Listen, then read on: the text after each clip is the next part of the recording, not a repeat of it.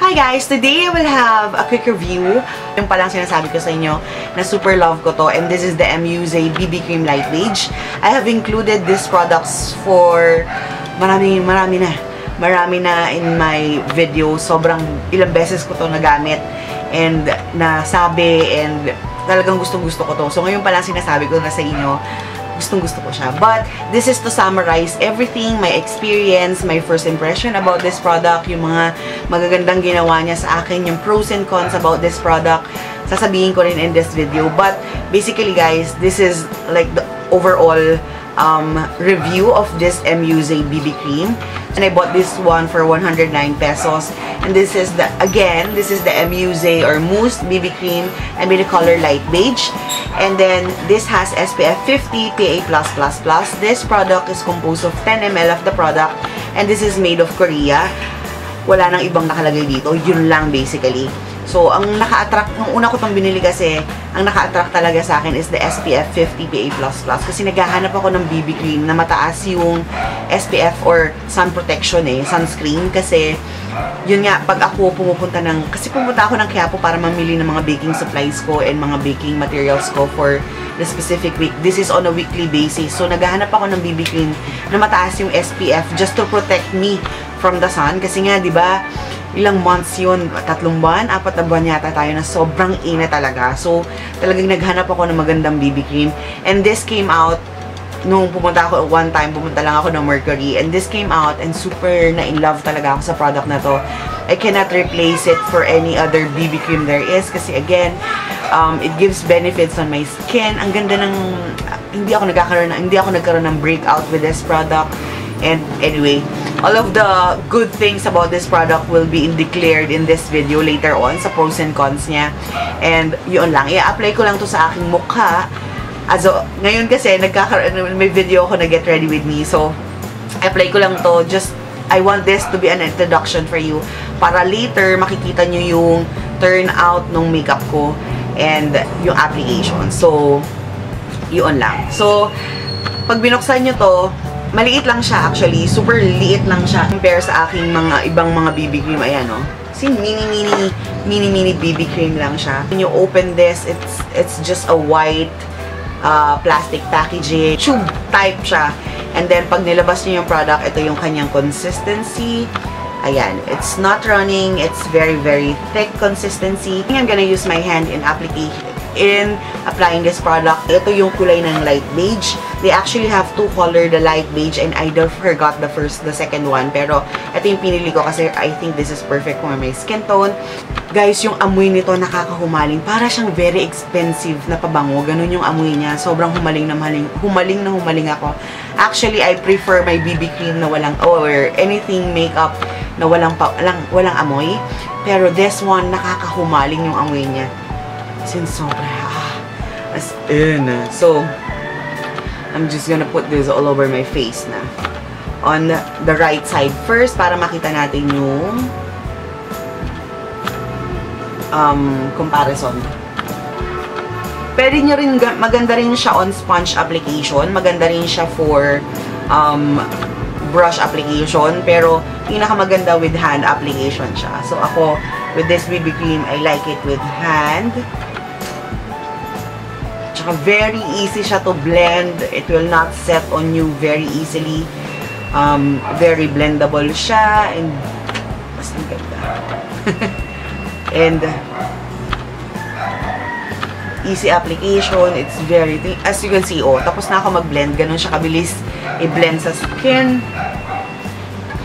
Ang bango. And also, guys, before my application of this BB cream, I put my moisturizer on. I put my eye cream as well. Nag-tone up ako. So, yun. So, that is the BB cream on the right side of my face. At ito ang aking bare face. I'm gonna go close up for you to see. There. As you can see, in coverage-wise, guys, if you are someone that has a lot of pigmentation or a lot of discoloration around the face, absolutely, hindi siya masyadong hindi siya masyadong mako-cover. Etong BB cream na to it's not a full type of coverage. Pero yung coverage niya, as you can see, it really evens out the skin tone. In-even niya lahat, except for those intense redness, which I have right here. I don't know why, pero yung mga redness ko kasi bigla na nawawala rin siya. So, it evens out the skin tone, as you can see. The skin, yung skin ko, parang skin pa, yung BB cream na to, parang skin nyo lang. And parang pine-perfect niya lang yung skin, as you can see. Parang porcelain. It's a little dewy.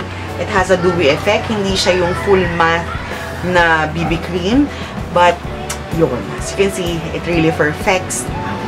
Nakikita nyo ba sa mukha ko kung gaano ko gusto tong produktong to? Talagang it perfects the skin. It doesn't clog on any pores. Wala siyang clogging na naganap kasi I have pores on my nose. Pero as so far, wala siyang ganon. And, yun lang. Let's see. Now, I'm gonna put this on my left side ng close-up para makita nyo.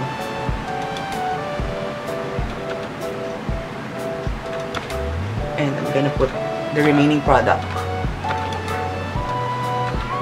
on my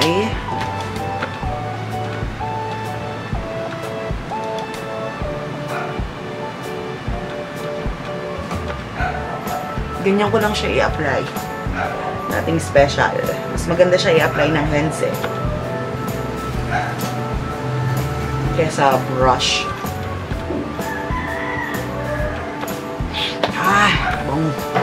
As you can see, yung mukha ko punong-puno na ng kompleto na ng BB cream. So this is how it looks like upon application. As you can see, hindi siya matte finish. It's very glowing. Medyo dewy yung finish niya. And what else? It even out the skin tone that I have. It will even out the skin tone and yun lang basically. And again, maraming tanong sa akin if it declog the pores. Wala sa akin declogging. Wala yung pumapasok sa pores with this product. Pimples, wala rin siyang ganon. Hindi ako nagkaroon ng epekto nang nagkaroon ako ng pimple using this product. What else? So guys, I'm done putting on my makeup. So you can see, I'm gonna go close up para makita nyo. As you can see, ang ganda nung turnout nung BB cream sa akin. Maganda siya sa base na makeup. Mas ganda siya natural makeup lang, maganda rin siya. But with makeup as well, kasi parang original skin nyo lang siya. That's why, ako humaling talaga ako sa BB cream kasi ganun yung turnout sa akin na parang natural looking lang siya. Let's continue on with the review of this MUZay BB cream. And first, let's talk about the first impression. Again, guys, I've been using this product. Just a disclaimer, I've been using this product for almost 2 months now. Actually, this little guy right here made it in my top 1 BB cream of all time of the year. A blendable product that you can work with. Hindi siya madali, hindi siya mahirap i-blend. Actually, super dali niyang i-blend sa skin. Hindi ka mahihirapan. It won't set on you that fast. So, ang dali niya. As you can see kanina, nung ina-apply ko siya sa mukha ko, talagang super bilis siyang i-apply. Ang dali niyang i-even yung skin ko, so I didn't have any problems with that. Another one is that it's non-sticky, so wala kang mararamdaman na sticky feeling sa kanya. And also, you won't feel that you were wearing something. Talagang very lightweight siya and super wearable. It has a dewiness that makes your skin look so young and healthy. Pero, pag nahawakan nyo siya, you won't feel anything. It's not sticky, it's not powdery, walang ganon. Basically, it just give you a healthy looking skin. Ginamit ko na tong product na to with baking, yung process na baking, and also yung ordinary lang, just put the BB cream in and then put it with powder. Okay siya in both. Kaya lang, if you're going to a certain event or makikipag-date kayo, yung mga medyo special occasion, it's really good in baking as well kasi it gives you a good looking skin. Para kang naka-foundation na pero hindi halatang naka-foundation ka. Ganon yung effect niya. So, I super love it with baking and I super love it without, kahit hindi nyo i-bake at all. Another one, second to the last impression is that it gives you a nice canvas to work with. Talagang it even out the skin. Kahit nagkaroon ako ng redness, may redness ako around my face, it really evens out the skin. Parang perfect niya yung skin ko. That's why I super love the product. It didn't clog any pores that I have. Walang clogging na nangyari. Hindi siya napunta o nanood sa fine lines ko or sa pores ko. Walang ganon. It actually, meron pa siyang konting effect lang na parang minamatify or parang binablur niya yung pores. So, may konting effect siyang ganon. It's it for my first impression. Now, let's go on with the pros and cons about this product. Within 2 months na ginagamit ko siya, absolutely, I've noticed some differences. So, yeah, let's continue on. Super liit niya. You can only buy this in this size. So, wala nang mas malaki dito. Actually, kung may mas malaki dito, mas prefer ko yung bilhin. Kasi, eto, well, this one, it lasted me like 2 to 3 months na kakagamit nito. Ginagamit ko to almost like siguro mga 4 times a week. Pero until now, meron pa rin naman siya.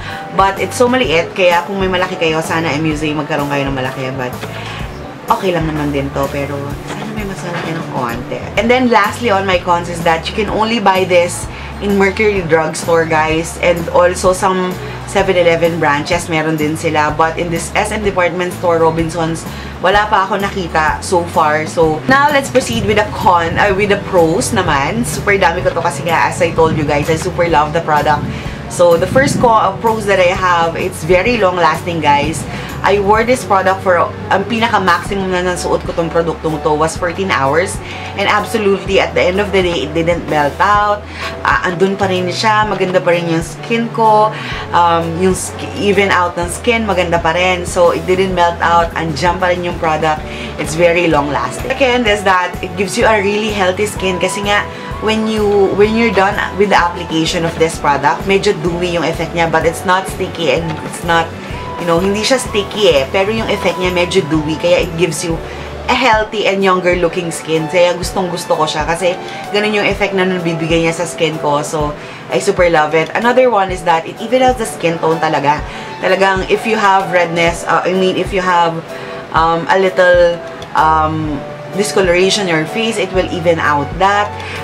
Again, but if you have talagang heavy discoloration, medyo hindi to okay for that kasi you need a touch of concealer with that. Pero dyan yung kung gusto niyo lang i-perfect yung skin nyo, this is a good product to try on kasi maganda yung payoff niya, color payoff niya, but it's not that na parang foundation effect. So it gives you like healthy and blooming skin. Also, it gives you a glowing skin.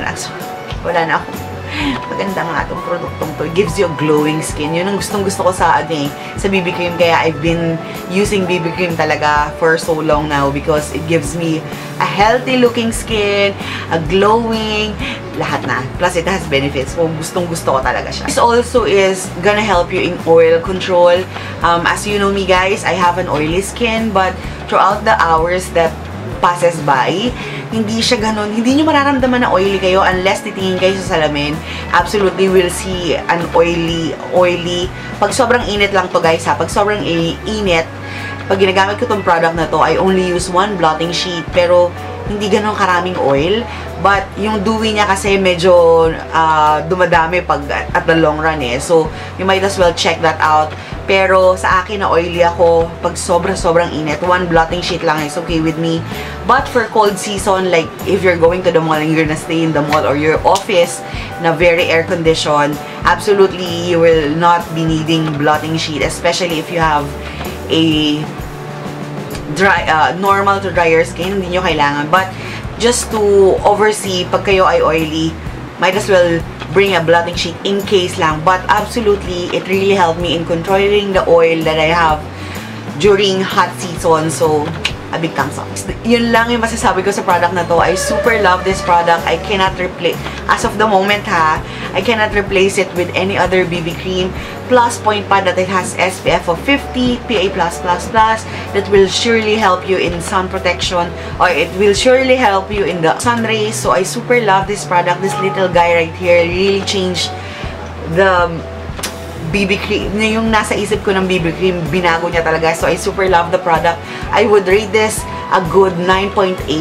Ang taas nun, 1 out of 10 being the highest, 1 being the lowest. Super taas nun. So I super love this. I hope you go ahead and try this out kasi it's worth it to try. And yeah, basically guys, that's it for my review of this MUZ BB cream. If you have any questions, do not hesitate to ask me in the comment bars and I will be delighted to answer them all for you. And also guys, just a quick shout out I also love this MUZ Anti-Wrinkle Eye Cream. Nilipat ko siya dito sa aking dating bottle ng HBC kasi wala siyang lalagyan. You can only buy the sachet one. Kung may lalagyan kayo, most preferably, ilagay nyo siya doon. This will cost you 99 pesos, guys. But it's a good anti-wrinkle cream. It really gives me a healthy-looking eyes and healthy-looking under eyes. So, talagang tinulugan ako nito. So, I super love this also, guys. A must try for you also. If you're looking for a good eye cream, this is a must try for you. A little shout out lang with this product. And basically, guys, that's it for this review. I hope you guys enjoyed it. Thank you very much, guys, for watching. Have a great day and happy day. Oh, by the way, before I end this video, please follow me on Facebook, Instagram, and Twitter. I'll be linking that in the description box. And what else? Yeah. Anything else? That's it. That's it for this video. I hope you guys enjoyed. If you haven't subscribed to my channel, please do so by hitting the subscribe button and be part of my family. And basically, that's it. Thank you very much, guys, for watching. I hope you enjoyed this review and have a great day and happy day too. Bye. I'll see you soon.